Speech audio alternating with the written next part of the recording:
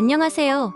오늘은 제가 겪은 믿기 힘든 이야기를 들려드리려고 합니다. 시어머니와의 갈등이 어떻게 최악의 상황까지 이르렀는지, 그리고 제가 어떻게 이 상황을 극복했는지 솔직하게 말씀드릴게요. 결혼 5년 차였던 작년, 제 통장에서 자꾸 돈이 빠져나가는 것을 발견했습니다. 처음에는 제가 잘못 기억하고 있나 싶었어요. 분명히 이 돈 안 썼는데 라는 생각이 들었지만 바쁜 일상에 크게 신경 쓰지 못했습니다. 하지만 금액이 점점 커지기 시작했어요. 한 번에 100만 원, 200만 원씩 빠져나가는 거였습니다. 거래 내역을 확인해 보니 제 카드로 온라인 쇼핑몰에서 결제된 내역이 여러 건 있었어요. 그런데 제가 전혀 기억하지 못하는 구매였습니다. 이상하다 싶어서 남편에게 물어봤죠. 여보, 혹시 내 카드 사용한 적 있어? 남편은 처음엔 모른다고 했어요. 하지만 제가 계속 추궁하자 마침내 사실을 털어놓았습니다. 사실 어머니가 가끔 네 카드를 쓰시는 것 같아. 그 말을 듣는 순간 머리가 하얘졌어요. 시어머니께서 제 카드를 사용하신다고요? 카드를 드릴 순 있지만 저 몰래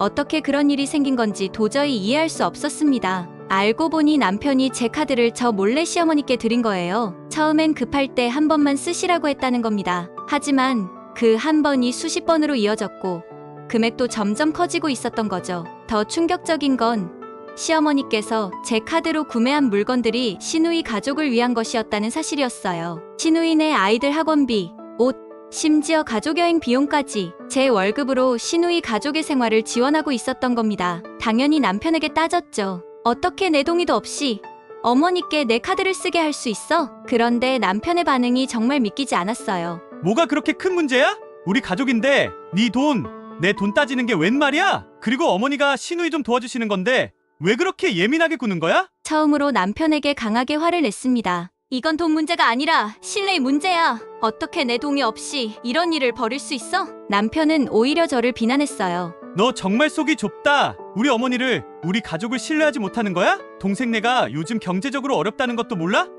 가족끼리 돕는 게 당연한 거 아니야? 그 일이 있고 나서 저는 금융 앱을 확인해 봤어요. 그런데 더 큰 충격이 기다리고 있었습니다. 제 명의로 대출이 여러 건 있었던 거예요. 총 5천만 원이 넘는 금액이었습니다. 즉시 은행에 전화해서 확인했더니 분명히 제 명의로 대출이 이루어졌고 서류에는 제 전자서명이 있다고 하더군요. 비대면으로 진행되었다고 합니다. 하지만 저는 그런 대출을 신청한 적이 없었어요. 혹시나 하는 마음에 대출 서류를 발급받아 봤습니다. 그리고 서명을 확인했을 때 정말 제 서명과 비슷했지만 분명히 제가 쓴 것이 아니었어요. 누군가가 제 서명을 위조한 것이 분명했습니다. 남편에게 이 사실을 알렸더니 처음엔 모른다고 했지만 결국 시인했어요. 시어머니께서 시누이 남편의 사업 자금으로 대출이 필요했는데 시어머니와 시누이 부부는 이미 신용이 좋지 않아 대출이 불가능했다고 합니다. 그래서 제 명의를 도용했던 거죠. 걱정하지 마. 시누이 남편이 사업이 잘 되면 다 갚을 거래. 네 신용에는 아무 문제 없을 거야. 이자는 알아서 갚아준다고 했어.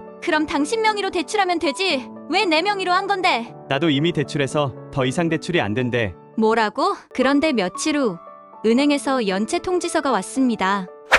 제 명의로 된 대출금의 이자가 3개월째 연체되고 있다는 내용이었어요. 당장 제 신용 점수가 급락하기 시작했고 카드 사용도 제한되었습니다. 남편에게 다시 따졌더니 이번에는 솔직하게 말하더군요. 동생 남편의 사업이 이미 6개월 전에 실패했고 대출금은 모두 날린 상태라고요. 심지어 시누이 가족은 채권자들을 피해 지방으로 이사까지 간 상태였습니다. 너한테 말하려고 했는데 어떻게 말해야 할지 몰랐어. 그럼 이 빚은 누가 갚을 건데? 제가 물었죠. 남편의 대답은 더 충격적이었어요. 나도 지금 형편이 어려워서 내가 좀 갚아줘야 할 것 같아. 어차피 네 명의로 된 거니까. 그 순간 모든 것이 무너지는 느낌이었어요. 제 동의 없이 대출을 받아 날리고 이제 와서 그 책임을 저에게 떠넘기다니요. 5천만 원이라는 금액은 제가 2년 동안 열심히 모은 돈과 맞먹는 액수였습니다. 다음 날 저는 시어머니를 직접 찾아갔어요. 모든 증거를 들고서요. 시어머니는 처음에는 모른 척 하셨지만 제가 증거를 보여드리자 마침내 인정하셨습니다.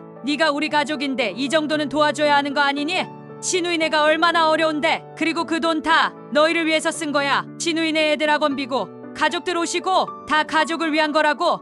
내가 너를 위해서 너 대신 한 거잖아. 저는 차분하게 대답했어요. 어머님, 가족을 돕는 것과 불법적으로 제 명의를 도용하는 건 전혀 다른 문제예요. 저는 이 일을 법적으로 해결할 거예요. 시어머니는 갑자기 태도를 바꾸셨어요. 내가 감히 법적으로 해결한다고? 그럼 우리 아들과 이혼할 각오는 되어 있는 거니? 내가 우리 가족에게 등을 돌리면 우리 아들도 너한테 등 돌릴 줄 알아? 집에 돌아와서 남편에게 시어머니와의 대화를 전했습니다. 남편의 반응은 예상대로였어요. 네가 어머니를 협박했다고? 어떻게 그럴 수 있어? 나 변호사 만났어. 이건 명백한 사기죄야. 이 이름은 빼고 시어머니와 시누이 부부만 고소할 수도 있어. 하지만 내가 공범이라는 증거도 있지. 남편의 얼굴이 하얗게 변했어요. 처음으로 상황의 심각성을 깨달은 것 같았습니다. 정말로 그렇게 하려고? 당연하지. 왜 내가 5천만 원의 빚을 떠안아야 해? 내가 동의한 적도 없는 빚을. 그날 밤 남편은 밤새 전화를 했어요. 시어머니, 시아버지, 심지어 도망간 시누이 부부와도요. 다음 날 아침 남편에게 말했습니다. 당신 이제 나랑 끝이야. 더 이상의 믿음이 없어. 이혼해 줄 테니 당신 식구들이랑 잘 먹고 잘 살아. 이혼이라니? 그럼 내가 그 돈을 혼자 다 갚으라는 거야? 당연하지. 그럼 나보러 본 적도 없는 돈을 갚으라는 거야? 됐어, 우린 끝이야. 이혼 서류 곧 보낼 거야. 당신네 가족들 범죄를 저지른 거라고 알아? 그리고 소장도 날아갈 거고 위자료도 준비해야 할 거야. 위자료? 내가 돈이 어딨어? 그건 당신 사정이지. 그리고 당신 가족들 전부 사기죄로 내가 고소할 거야. 기다리고 있어. 이때 시어머니에게 전화가 왔습니다.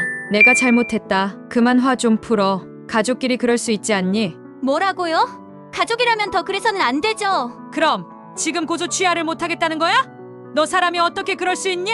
죄송합니다. 법정에서 뵐게요. 하고 전화를 끊었습니다. 그리고 짐을 싸서 집을 나왔어요. 남편 전화와 문자가 계속 오네요. 뭔가 후련하지만 눈물이 앞을 가립니다. 저를 응원하신다면 구독, 좋아요 눌러주세요.